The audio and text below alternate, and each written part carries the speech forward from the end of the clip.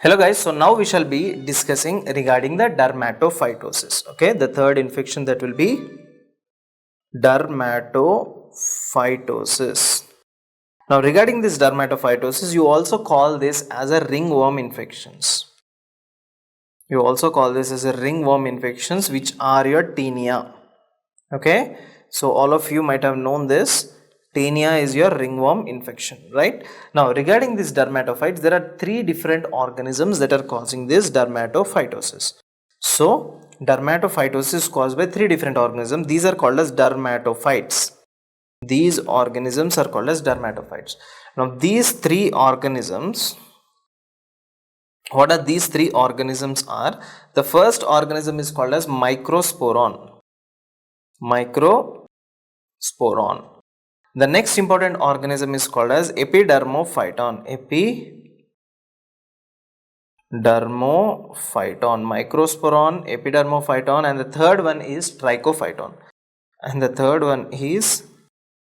Trichophyton. So you've got three important things: Microsporum, Epidermophyton, as well as Trichophyton. Now let us see these organisms are affecting which parts of your skin or the nails or the hair, whatever it is affecting which parts. We shall be looking at it now.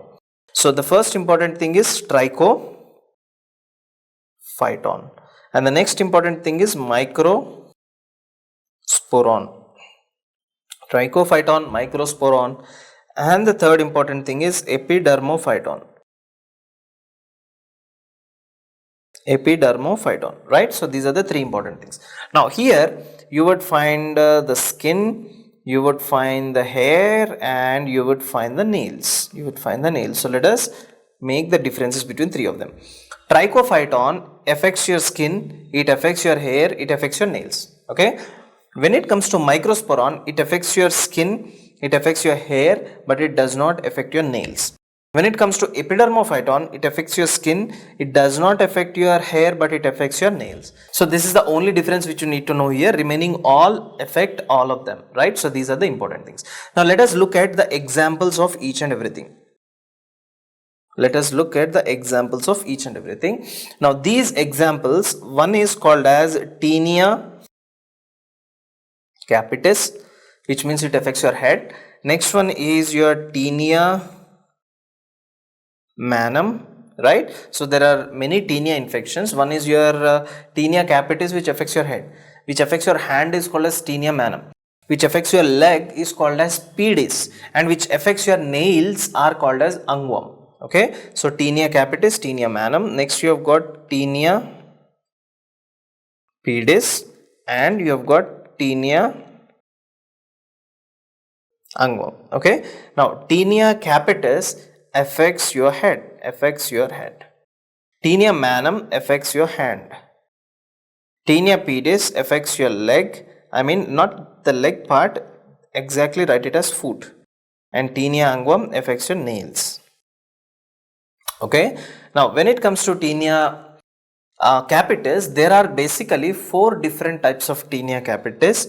So they are remembered by KGF beta. Okay, you can remember them by KGF beta. Now what is this KGF beta? K stands for carrion. Okay. G stands for grey patch. And F stands for favus. And B stands for black dot. So there are four important things. One is called as carrion, grey patch, favus, as well as the black dot. So after Tinea Capitis, Tinea manum, pedis, and ungworm, the last important one you need to know is Tinea corporis. Which is also called as sarcinata. It means the lesions are in the form of a circle. Okay, sarcinata, which means the lesions are in the form of a circle. Right. So as you can see here, the first picture which I am showing you here, this is the picture of the carrion, that is Tinea Capitis. Why? Because it is affecting your head. Within the head there are four different types I told you, right? Carrion, favus, and all, right? So this is called as your carrion. How are you telling it as carry-on? Because such type of swelling is called as a boggy swelling, and along with that patient will also have lymphadenopathy. So here patient is having a boggy swelling plus lymphadenopathy. And the next picture which you can see here is called as your favus, and in this favus what is the characteristic thing? The characteristic thing here is that you can see a thick crust. Okay, you can see a thick crust, and this thick crust is called as scutula. Okay, this thick crust is called as scutula.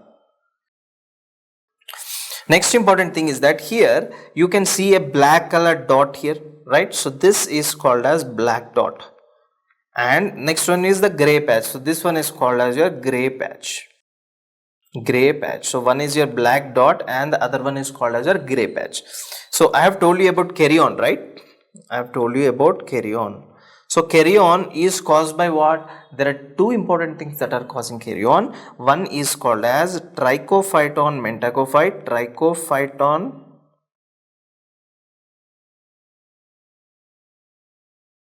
Trichophyton mentacophyte, and the next one is Trichophyton verrucosum. And Trichophyton mentacophyte. So these are the two important organisms which are causing this carry-on. So carry-on is characterized by a boggy swelling along with the lymphadenopathy. Right, after the carry-on, the next important infection we have seen is the favus, right? So favus is characterized by what? It is characterized by a thick crust which is called as scutula, right? And this favus is caused by Trichophyton scholeni. Right, Trichophyton scholeni. Okay, so this is the important thing which you need to know. Now as you look here, it is in the hand, right? So this is called as your Tinea manum. So in the leg you call this as Tinea pedis. And to the nail, this infection you call it as Tinea unguum. Is the infection over here, right? So let us do a quick practice here, guys. Tinea unguum, right? So these are the important things. Next important thing I have told you that we have also got something called Tinea corporis, right? Or you also called as Tinea sarcinata, right? So Tinea corporis or Tinea sarcinata, right? What are these actually? These are annular lesions which are in the form of a circle. Okay, so these lesions are called as annular lesions. So there are some lesions like this. Look here now. This is one annular lesion. Okay, now within this there is another annular lesion. Now this annular lesion is having a crust like this. These are all the crust cells. There is a crusting, and you can see an annular lesion like this with the scales. Okay, so there are three types of annular lesions which you can see. What are those? One is annular lesions with central clearing, because in the center there is nothing, so you call it as central clearing. Next one, you have got annular lesions with a central crusting. And the last one is annular lesions with a central scaling. Not scaling, it is scarring. Okay, scarring or scaring, the same, scarring. Okay, there will be scales or scar formation which you can see. So one example if you want me to give regarding this with the central clearing is Tinea corporis. That would be your Tinea corporis. And the next example of this will be Leishmania. And the last example of this would be a Lupus vulgaris. Okay, so there are three important things: Tinea corporis, Leishmania and Lupus vulgaris. Okay, these are the three important things which you need to keep it in your mind. Okay, let us look at the pictures now. So the first picture, if you can see, this is a circle, right, lesion, and in the center of the lesion you don't find anything. right? So this is a lesion with a central clearing, that is your Tinea corporis. In the second one, if you see, you can see a central lesion with a crust in the center, right? So this would be your leishmania. And let us see how does the scale look. You can look here. This is a circular lesion, so this will be a Tinea circinata, and this is an annular lesion, right? So this annular lesion is having a scarring in the center, right? So that would be a lupus vulgaris. Lupus vulgaris, right? So what is the treatment for all of this? So regarding the treatment, write it as Tinea capitis, Tinea corporis, Tinea manum, Tinea pedis, as well as Tinea unguum. Okay. Now regarding Tinea capitis, the treatment will be grisofluin. This would be the treatment. And the treatment for Tinea corporis, manum, pedis and unguum will be terbinafine.